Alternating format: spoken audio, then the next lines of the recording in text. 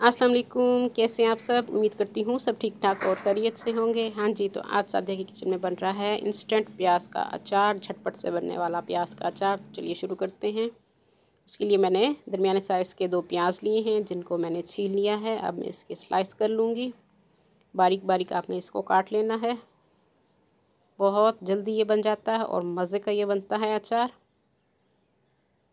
जब खाने को कुछ ना हो तो आप इसको फ़ौरी तौर पर बनाइए और पराठों के साथ आप इसको खाइए, बहुत मज़े के लगते हैं।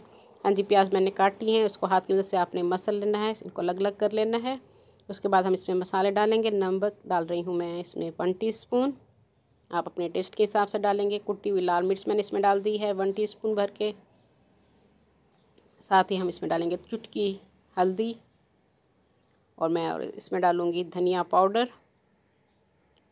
1.5 टीस्पून के करीब मैंने धनिया पाउडर इसमें डाल दिया है।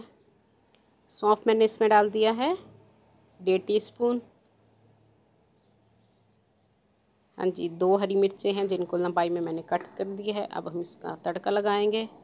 सरसों का तेल या कोई भी तेल आप ले सकते हैं, मैंने सरसों का तेल इस्तेमाल किया है।